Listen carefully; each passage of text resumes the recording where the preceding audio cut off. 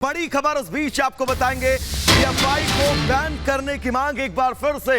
तेज हुई है। केंद्र को मुस्लिम संगठनों ने चिट्ठी लिखी है, गृह मंत्रालय को यह चिट्ठी लिखी गई है नामिका, और मांग की गई है कि पीएफआई को बैन किया जाए। और ये पहली बार नहीं है, इसके पहले भी पीएफआई को बैन करने की मांग उठती रही है, क्योंकि दिल्ली दंगों से लेकर जहांगीरपुरी में पत्थरबाजी तक में, यहां तक कि जब शाहीन बाग में धरने पर बैठे थे लोग, उस वक्त भी पीएफआई कनेक्शन सामने आया था। और उसके बाद से लगातार पीएफआई पर बैन की मांग उठती जा रही है। जिस तरह से रामनवमी की शोभा यात्राओं में फसादात हुए और उन फसादात में मुल्क हिंदुस्तान की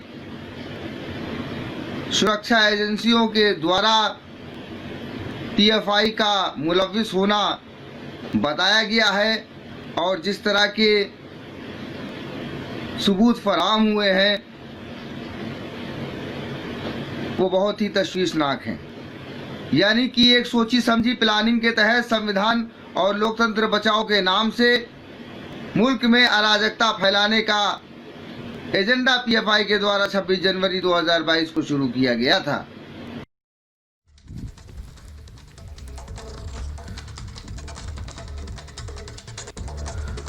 तो सीधा अपने सहयोगी सगाई राज के पास हम चलना चाहेंगे, जो हमारे साथ जुड़े हुए हैं तमाम जरूरी अपडेट्स के साथ। सगाई में सवाल आपसे करना चाहूंगा, क्योंकि पीएफआई को बैन करने की मांग एक बार फिर की गई है, और इस बार यह कहा गया है कि जिस तरह से रामनवमी में हिंसा हुई थी, उस तरह से ईद के मौके पर भी हिंसा हो सकती है।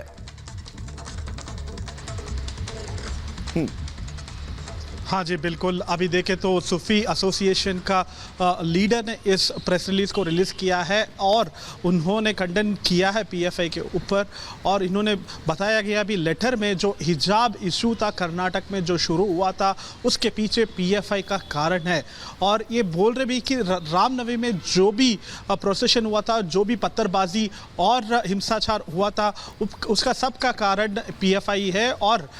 होम मिनिस्टर तो हमारे से होगी जानकारी दे रहे थे, लेकिन इस वक्त हमारे साथ सूफी कौसर जुड़े हुए हैं अध्यक्ष, जिनसे हम जानेंगे इस बीच कि क्या जो मांग उठ रही है उनका क्या कहना है इस पर। सूफी साहब, इसके पहले भी मांग उठती रही है, गृह मंत्रालय विचार की बात भी कहता रहा है, आपकी क्या राय है, क्या कहेंगे इस पर आप? हमारा एसोसिएशन तो लगातार पिछले कई सालों से संघर्ष कर रहा है कि पीएफआई एक चरमपंथी संगठन है, इसको बैन किया जाए और अखिल भारतीय स्तर पर बैन करते हुए इनकी लीडरांस के खिलाफ कार्रवाई की जाए। अभी जैसा कि कुछ दिनों पहले 29 अप्रैल को इनका एक लीडर है मोहम्मद शकीब, जो कहा जाता है कि राष्ट्रीय सचिव है पीएफआई का, उस व्यक्ति ने मैसूर में एक इफ्तार पार्टी जो कि टोटल धार्मिक आयोजन है, उस धार्मिक आयोजन में भड़काने वाली बातें कहते हुए, समाज को विभाजित करने वाली बातें कहते हुए इन्होंने लोगों को भड़काने का काम किया है। और